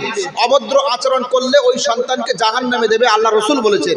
আর আল্লাহ কোরআনে কি বলছে শুনুন, মহান আল্লাহ বলছেন, وَقَضَى رَبُّكَ أَلَّا تَعْبُدُوا إِلَّا إِيَّاهُ وَبِالْوَالِدَيْنِ إِحْسَانًا। সূরা বনী ইসরাঈল 15 নম্বর পারা 3 নম্বর পৃষ্ঠা 3 নম্বর উপর 23 নম্বর আয়াতের শুরুর অংশে আছে। আল্লাহ বলছেন, তোমার রবের সিদ্ধান্ত, তোমার প্রতিপালকের সিদ্ধান্ত, তোমরা পিতা মাতার সাথে সৎ ব্যবহার করবে। কার কথা? আল্লাহর কথা। আমাদের মধ্যে অনেক যুবক ভাই বলে, মাওলানা সাহেব পিতা মাতার সাথে সৎ ব্যবহার করতাম, কিন্তু যখন থেকে বিবাহ করেছি বউয়ের কথা শুনে বা স্ত্রীর মন রক্ষা করতে গিয়ে পিতা মাতার সাথে সৎ ব্যবহার করতে পারি না। এই কথা যে কত শুনি আমরা, বিশ্বাস করেন বড্ড কষ্ট লাগে। এই বৌমারা একটুও কি ভাবে না যে আজকে আমার স্বামী, আমার স্বামীর যিনি মা অর্থাৎ আমার শাশুড়ি মা, তাকে আমি কষ্ট দিচ্ছি, বা আমার সন্তান আমার জন্য আমার শাশুড়ির সাথে খারাপ ব্যবহার করছে, সে কি একটু ভাবে না যে ইনি তো আমার শাশুড়ি, কিন্তু আমার মাও তো কারো না কারো শাশুড়ি, ঠিক না বেঠিক? যদি আমাদের যারা ঘরের বৌমা আছে তারা যদি একটু ভাবতো, তাহলে বিষয়টা আরো অনেকটা সহজ হয়ে যেত। অনেক শাশুড়ি, সব শাশুড়ি যে ভালো তাও বলছি না, আবার অনেক সময় উল্টা হয়ে যায়, বৌমারা ভালো কিন্তু শাশুড়ির ব্যবহার দাজ্জালের মতো, ঠিক না বেঠিক? শাশুড়া যদি ভাবতো যেই বৌমার সাথে আমি খারাপ ব্যবহার করছি ইনি তো আমার ঘরের বৌমা, তো আমার মেয়েও তো কারো না কারো ঘরের বৌমা হবে, ঠিক না বেঠিক? তো আমার মেয়ের সাথে যদি তার শাশুড়ি দাজ্জালের মতো আচরণ করে তাহলে আমার খারাপ লাগবে। এইভাবে যদি একে অপরকে বুঝতে শিখতাম তাহলে সংসারটা আজকে জান্নাতের টুকরা হয়ে যেত।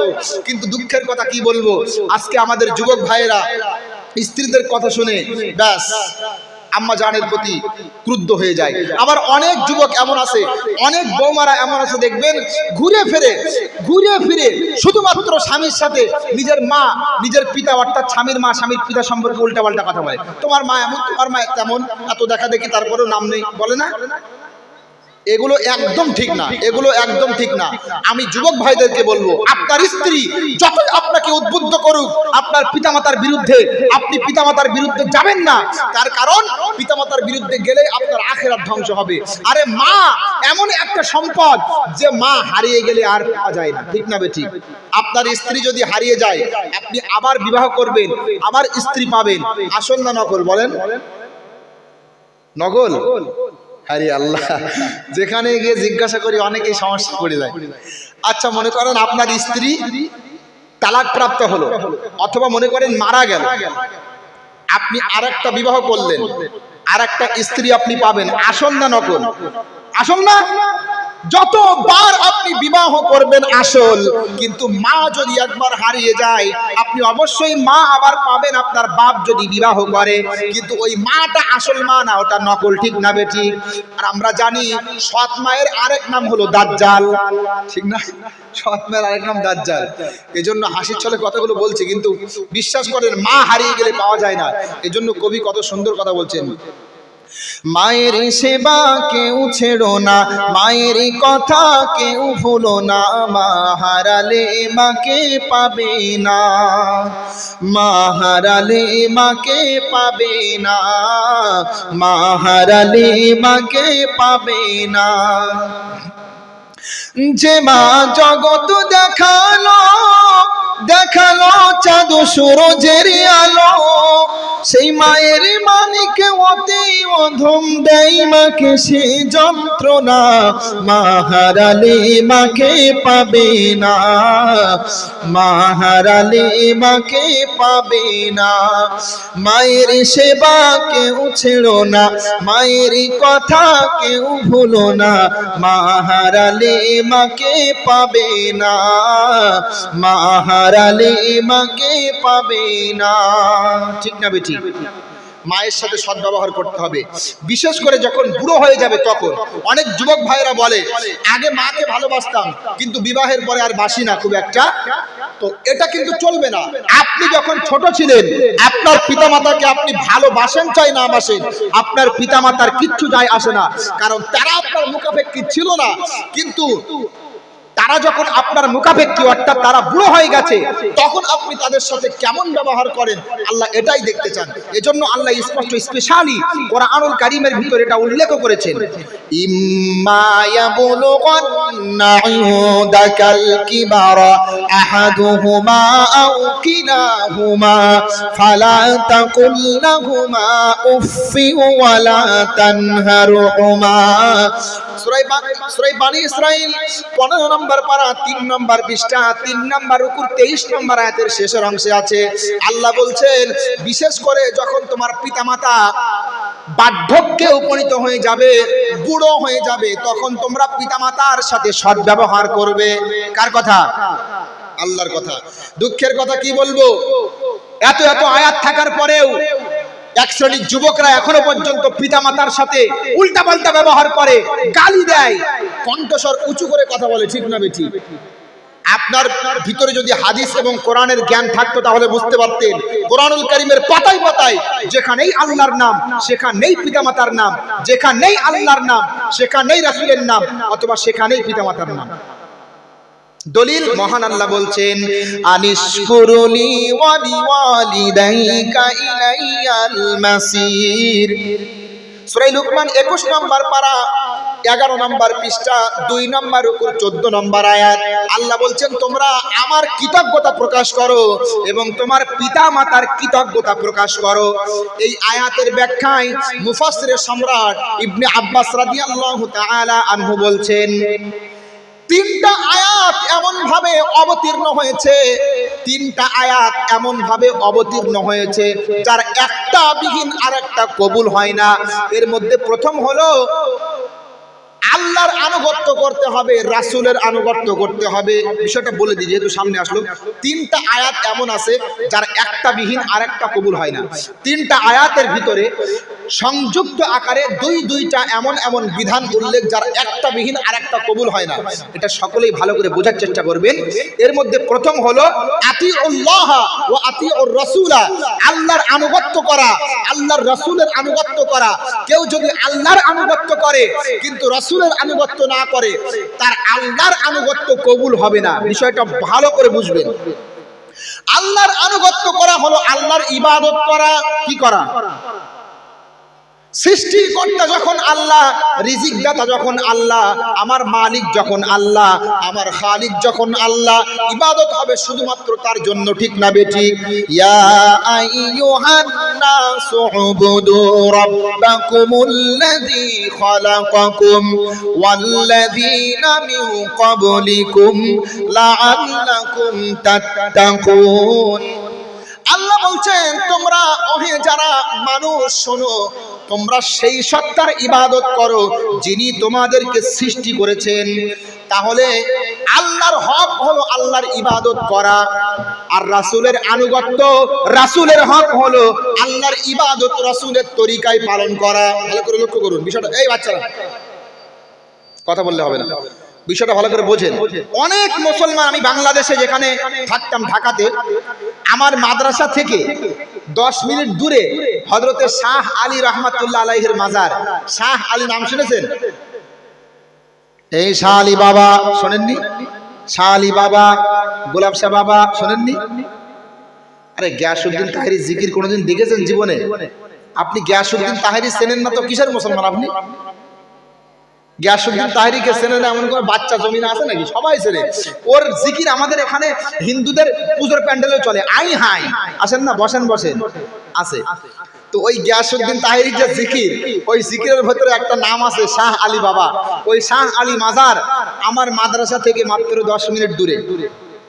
কোন একদিন মাজার জিয়ারতের জন্য, মাজারটা দেখার জন্য গেলাম শাহ আলী রাহমাতুল্লাহ আলাইহির মাজারে।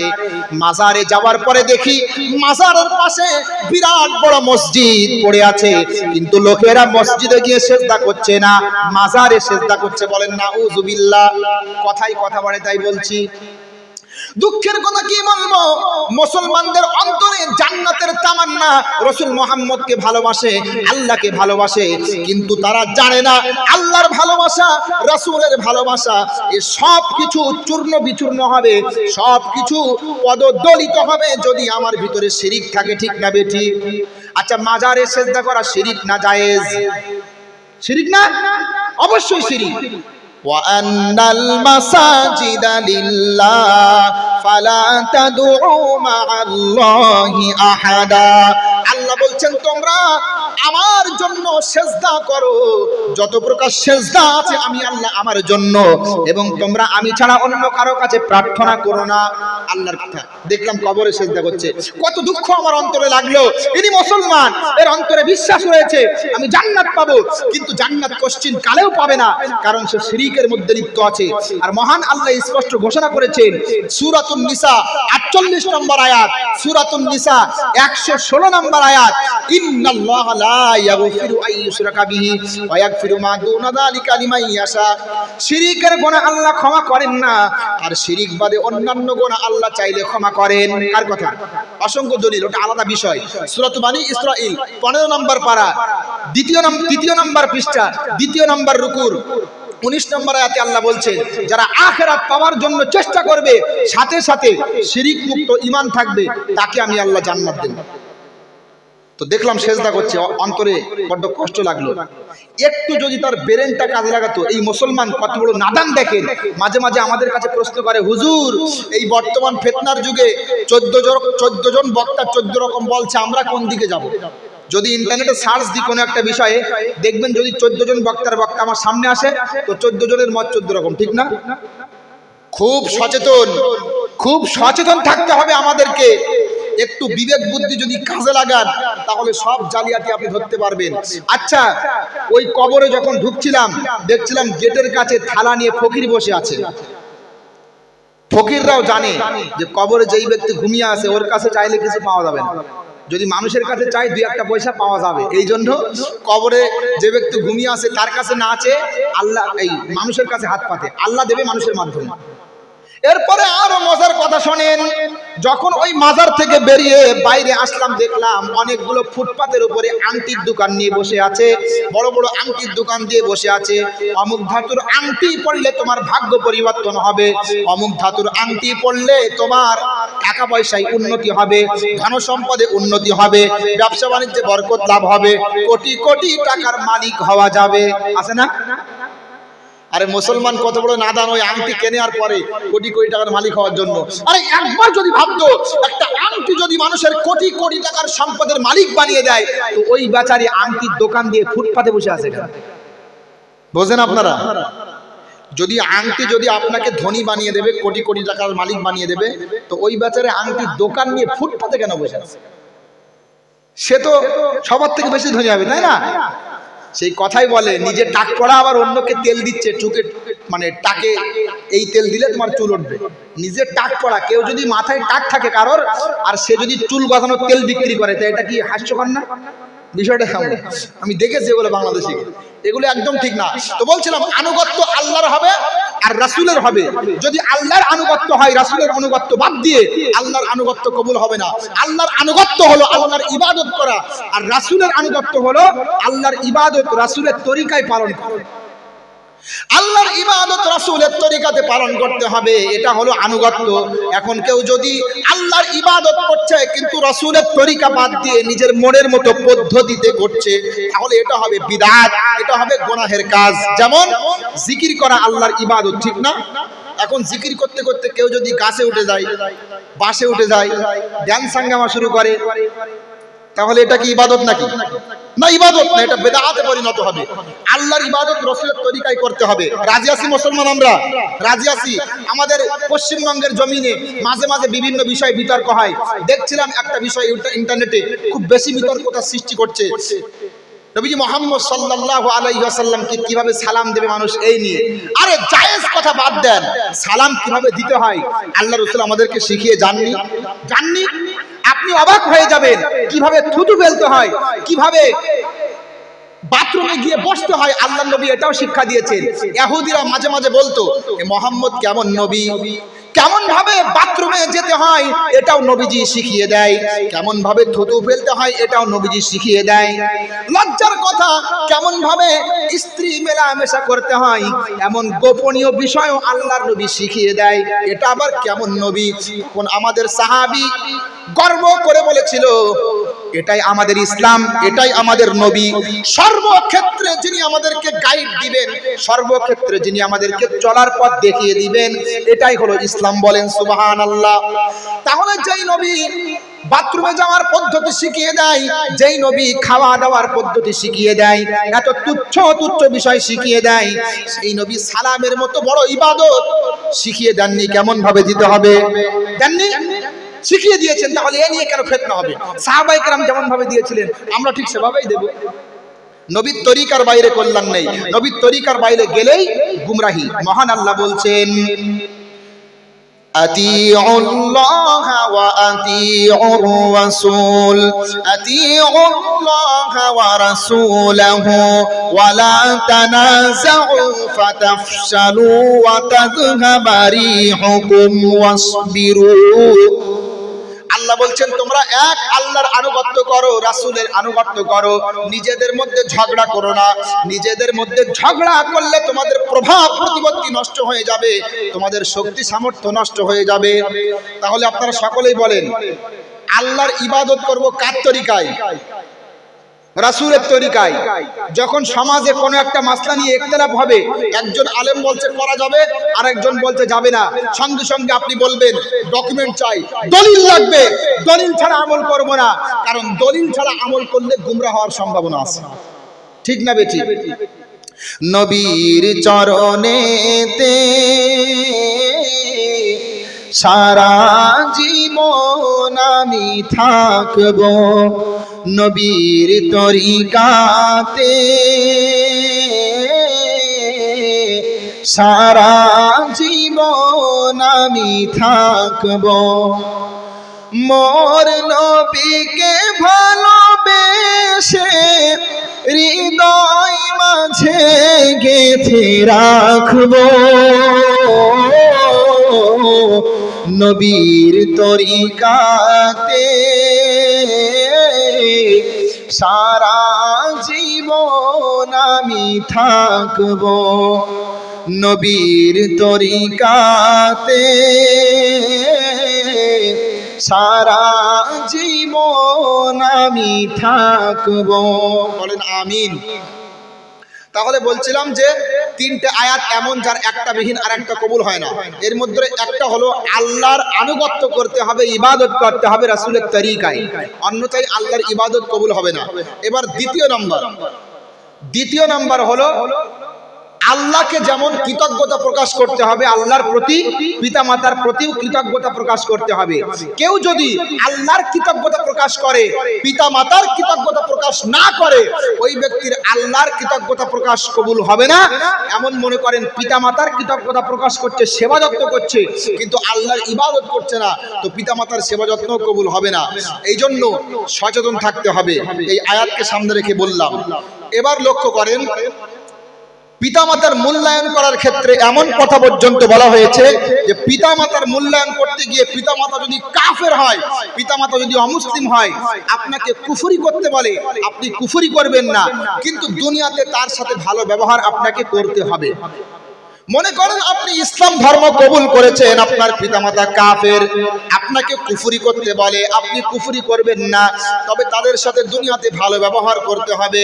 মহান আল্লাহ বলছেন, ওয়া ইউ জাহাদাকা আলা আন তুশরিকা বিমা লাইসা লাকা বিহি ইলমুন ফালা তুতিউহুমা ওয়া সাহিবহুমা ফিদ দুনিয়া মা'রুফা।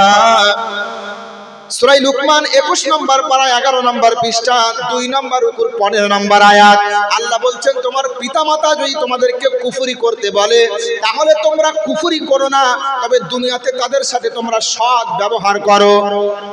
তাহলে যে সমস্ত জাহান্নামে যাওয়ার যে কারণগুলো বলছিলাম, এর ভিতরে 9 নম্বর কারণ হলো পিতামাতার সাথে অসৎ ব্যবহার করা। আমরা কখনো করব? পিতামাতা যাদের দুনিয়াতে বেঁচে আছে, ইনশাআল্লাহ সেবা যত্ন করার চেষ্টা করবেন। এবার 10 নম্বর সর্বশেষ আমল, যে সর্বশেষ গুনাহ, যেই গুনাহ অন্তরে থাকলে মানুষ জাহান্নামে যাবে, এটা আমি অনেক জায়গাতেই বলি, যেহেতু এটা সবচেয়ে গুরুত্বপূর্ণ বিষয়, সেটা হলো নামাজ। কেউ যদি নামাজ না পড়ে, তাহলে সেই ব্যক্তি বিনা হিসাবে জাহান্নামে যাবে। কোথায় যাবে বলেন? কেউ যদি নামাজ না পড়ে, একটু কথা বলেন আপনারা, সংক্ষিপ্ত সময়, শেষের দিকে যাচ্ছে আলোচনা।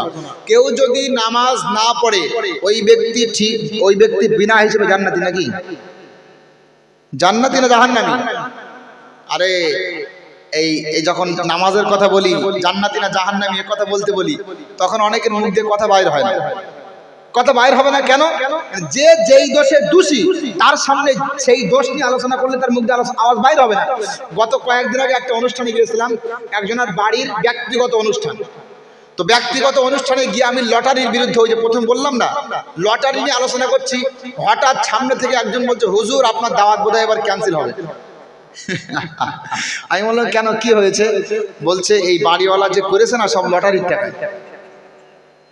এখন বলেন তো, আমার সামনে যদি কোনো লটারি খোর বসে থাকে, আমি যদি লটারির বিরুদ্ধে বলি, আমার সামনে যদি কোনো লটারি খোর বসে থাকে, আর আমি যদি তার লটারির বিরুদ্ধে বলি, আর তার যদি গায়ে লাগে, তার দোষটা কি আমার?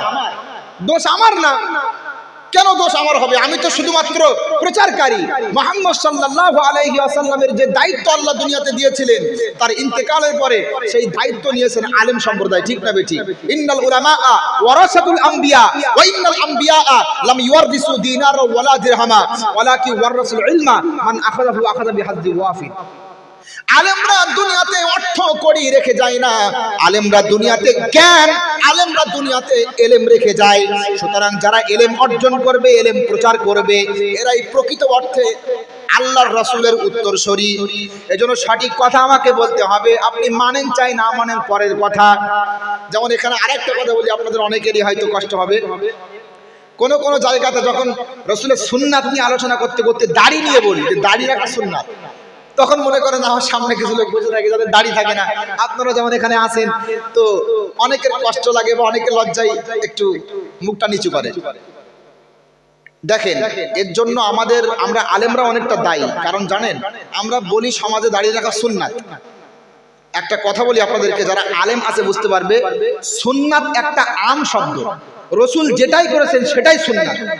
এই সুন্নাত কখনো গায়ের মুআক্কাদা হয়, আবার কখনো মুআক্কাদা হয়। এই রাসূলের জীবন চরিত্র সুন্নাত কখনো ওয়াজিব পর্যায়ে হয়, এই সুন্নাত কখনো ফরজ হয়। আপনারা বলবেন সুন্নাত আবার ফরজ হয় কিভাবে? আরে সুন্নাত একটা আম শব্দ, যেটা রাসূল করেছেন সেটাই সুন্নাত। জোহরের 4 রাকাত ফরজ নামাজ পড়া, এটা যেমন ফরজ নামাজ, একদিক দিয়ে সুন্নাত, কারণ রাসূল নিজের তরিকায় এটা করতেন। 4 রাকাত ফরজ নামাজ পড়তেন না? তো এটা তো রাসূলের সুন্নাত, রাসূল পড়তেন, কিন্তু ফরজ, আল্লাহর আদেশ। তো বিষয়টা বুঝতে হবে, যারা আলেমরা ধরে ফেলেছেন নিশ্চয়ই দাড়ি রাখা অবশ্যই সুন্নাত, কিন্তু এই সুন্নাতটা উলামায়ে কেরামের সর্বসম্মতিক্রমে এই দাড়ি রাখা ওয়াজিব, আবার কেউ বলে ফরজ, এর নিচেই না।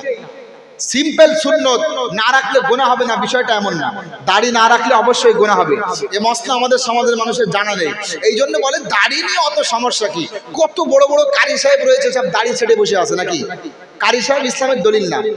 যত বড়ই কারি সাহেব হোক, তার মুখে যদি দাড়ি না থাকে, সেই ইসলামী শরীয়তের কোনো দলিল না, সে তাদের কোনো ব্যক্তিগত সমস্যা থাকতে পারে, বা রাষ্ট্রীয়ভাবে কোনো সমস্যা থাকতে পারে, বা দেশের প্রচলন থাকতে পারে, তাই দাড়ি রাখে না।